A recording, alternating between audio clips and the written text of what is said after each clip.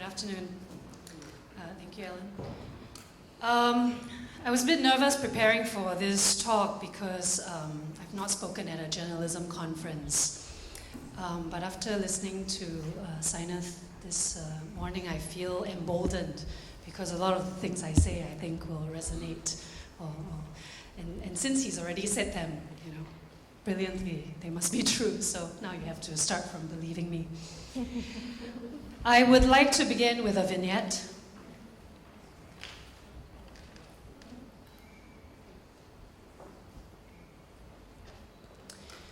For 3 years, I've been spending time in a few low-income neighborhoods, visiting families who live in low-income flats, and chatting with people about their everyday lives in Singapore.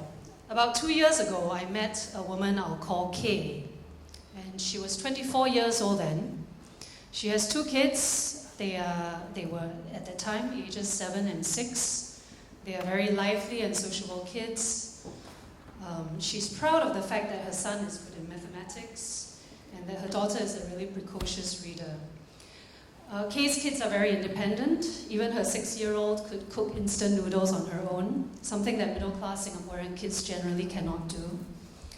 Part of this independence is bred from necessity. Kay works as a cleaner in a hotel kitchen.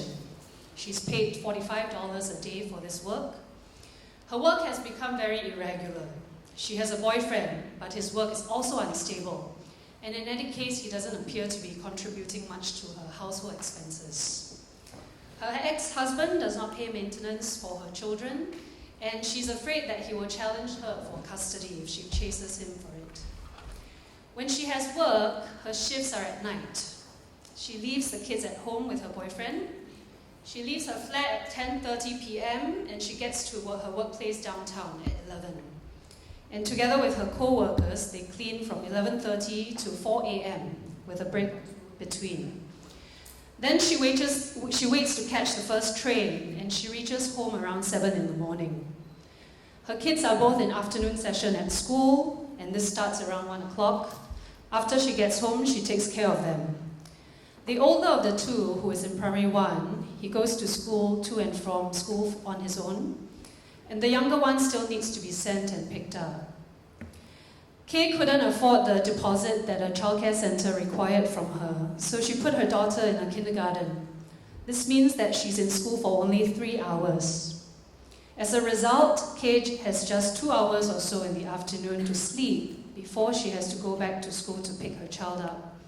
She sleeps in fits and starts, worried that she may be late for pickup, and she's received fines and complaints from teachers for being late.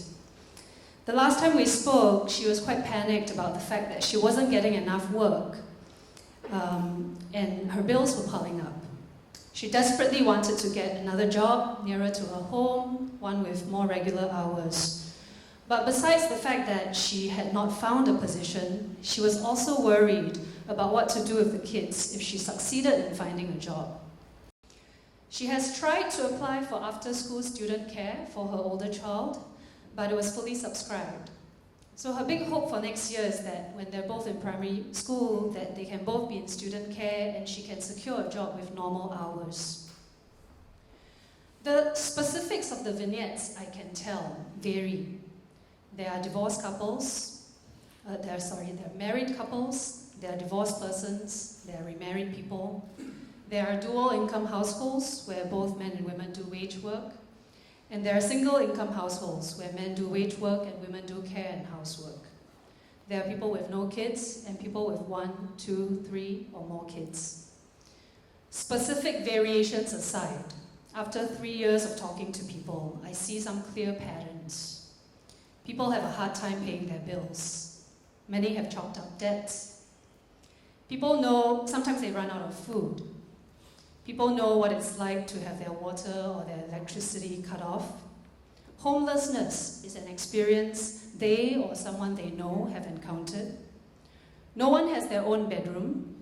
Often they experience bed-bug problems. Shift work is common, and night shifts are very common. Older children, sometimes just 8 or 9 themselves, take care of younger siblings. And children eventually face difficulties advancing in school, even when they are smart and capable. Parents worry a lot about their kids. They worry that there are times in the day when they have to fend for themselves. They worry that they're not going to pass their English or mathematics in school. As kids grow, parents worry that they are making all the same moves they made when they themselves were younger. Moves that they now feel are mistakes they are still paying for. In other words, there are clear patterns in the struggles that people with low income face, meeting everyday material needs, in the discomfort of their physical environments, in the difficult nature of their employment, in the care gaps that emerge as they try to manage wage work and care responsibilities, and in the struggles that their children face in the school system. The vignette of K and these moments in the lives of the low income can be presented as full stories. They are compelling tales, told with the right words and the right tone, accompanied by the right images. They can generate sympathy, compassion. Sometimes they even motivate acts of charity.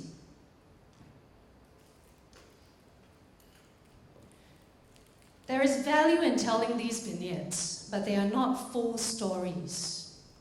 The full story is this: that after I meet these families, I get in my rather nice car and I drive to my rather nice apartment. And the moment I start driving, I transpose myself back into a radically different reality. My city is a different city. In my city, my child has a babysitter who can take care of her while my partner and I are at work. We have someone who comes once a week to mop our floors and iron our clothes.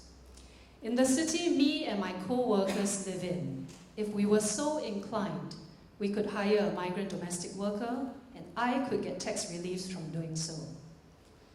In my city, both my spouse and I have jobs where we have mastery over our time. When our child is sick, we can call in our kids' babysitter or grandparents, or we can stay home without fear of being fired. When school holidays come around, we can pay for holiday camps, and we can arrange our work schedules to do drop-off and pick-up. In the city me and my friends occupy, I don't have to spend time going to the post office to top up my prepaid utilities cards, because I'm allowed to pay my water and electricity bills after rather than before I've used them. In my city, my reproductive capacity is encouraged, praised, rewarded. National campaigns and tax reliefs exist to support my choices, to cast symbolic worth on my status as mother. In my city, our kids are treasures, cherished because apparently there are so few of them. The things they can do: read, write, listen to instructions, sit still at a desk, speak English in a certain way. These are widely rewarded. The things they cannot do: housework, care for younger siblings, cook instant noodles. These are not tested anyway. In my city, my child rarely has to forego her needs for someone else's. In my city, in the city of my friends, someone else besides me and my friends is cleaning the toilets, putting petrol in cars, guarding compounds, bagging groceries, clearing away bowls and plates at food centers.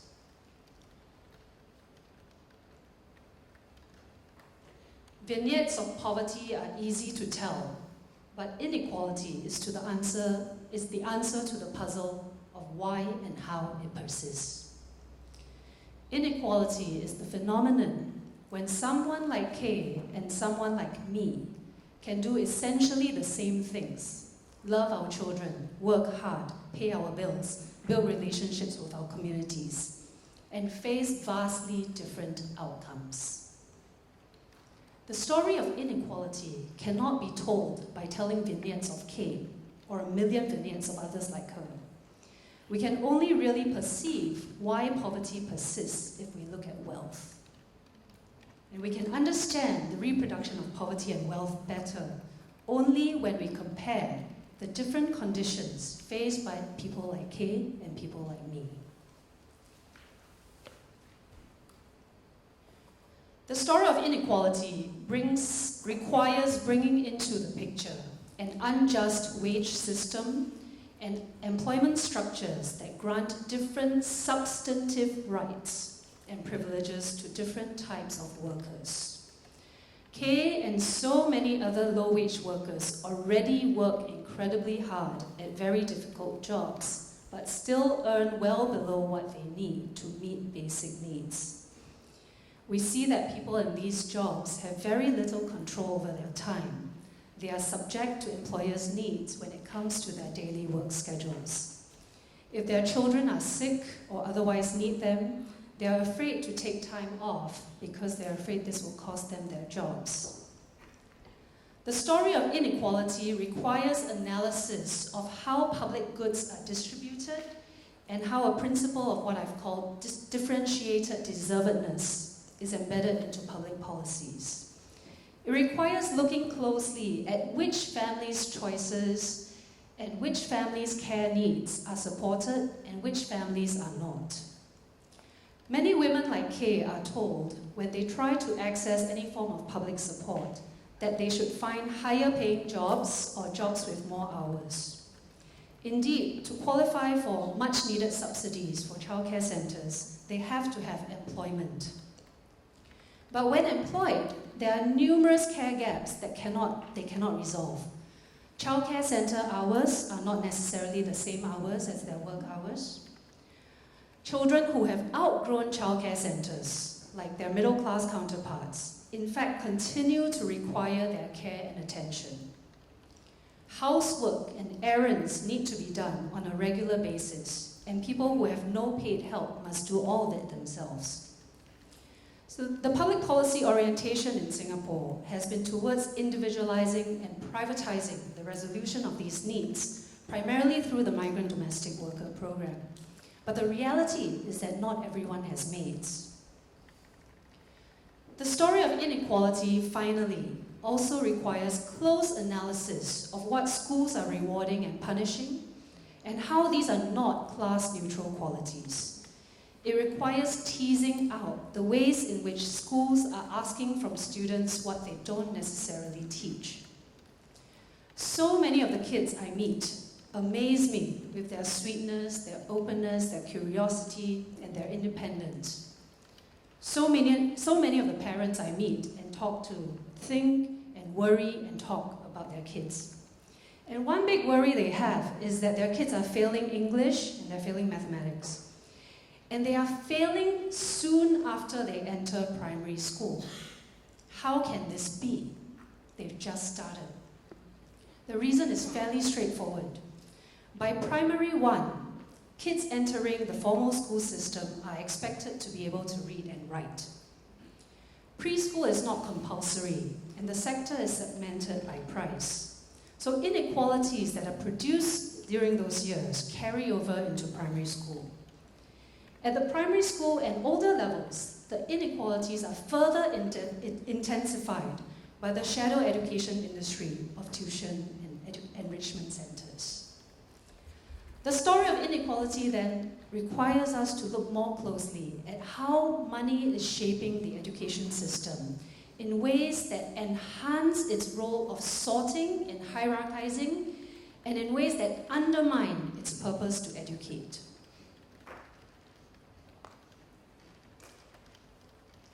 Why is the inequality story hard to tell? I think the inequality story is hard to tell for both academics and journalists. Why?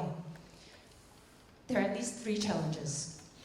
A first challenge is that the inequality story is a nuanced and complex story. It is not always photogenic. It is not linear. And its complexity and nuance cannot be captured until we have looked in many different places over some period of time. Time is a luxury many storytellers, whether academics or journalists, we don't have it. Journalists face tight deadlines. They're so tight it's hard to imagine for academics. And academics increasingly face great pressure to publish or perish. But time is necessary for understanding the inequality story. I've been working on this project for 3 years now. And the reality is that if I had started making strong arguments at the end of year 1 of my project, they would be very different arguments than the ones I'm making now at the end of year 3. When I first met Kay, I could see that she faced a lot of immense challenges, but I couldn't necessarily explain them beyond her individual biography. But with time, after meeting and talking to lots of others like her, I started to see that their lives are connected to mine, that we share the same work care regime in which my needs and interests are prioritized over hers. The time it takes to properly understand something, to analyze it, and then to report on it holistically and fairly, that is the first challenge.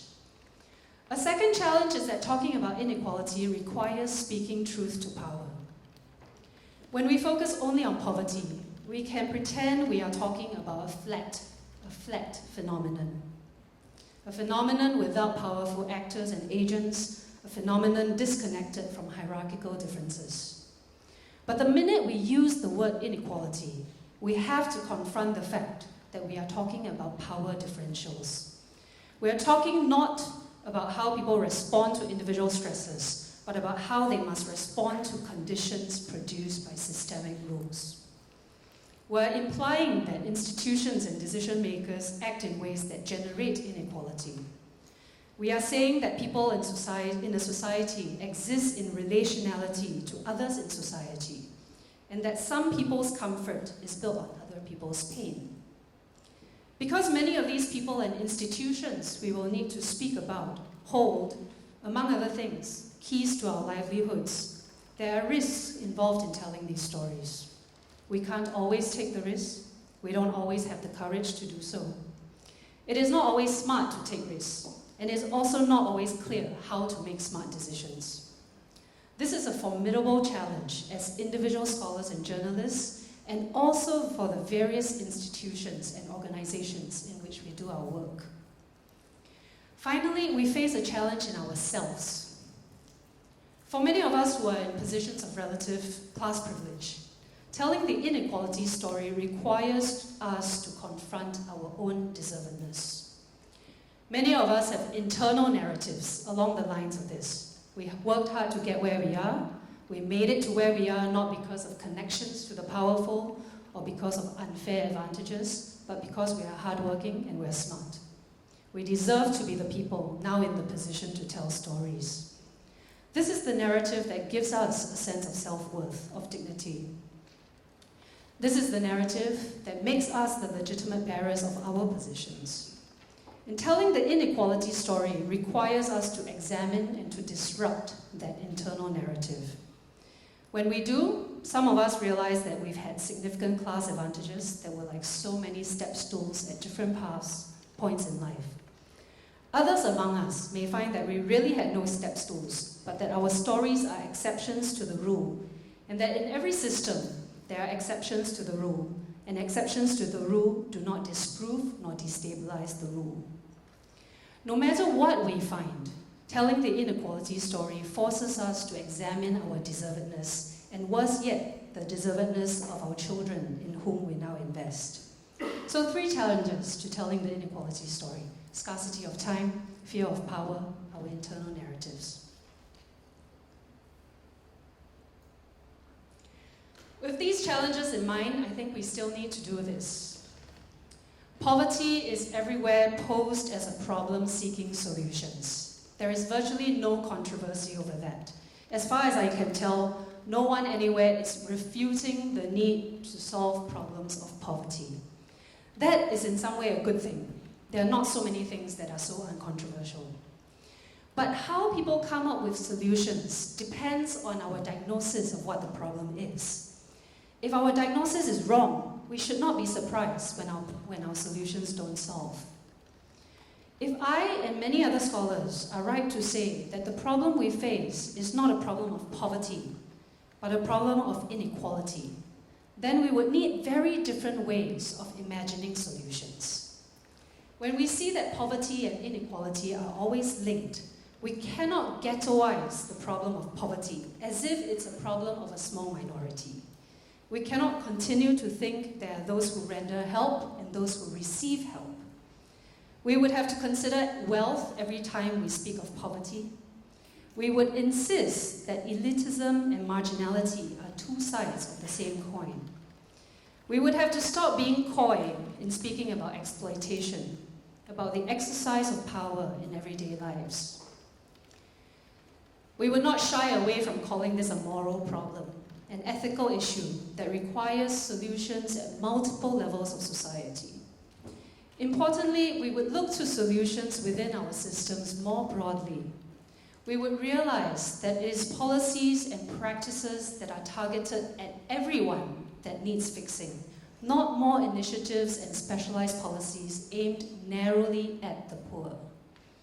Education and so-called meritocracy, welfare and so-called dependence, we would examine all of these. And we would think about how these need to shift in profound ways rather than repeatedly tweaked at the edges. Poverty and inequality are not the same story.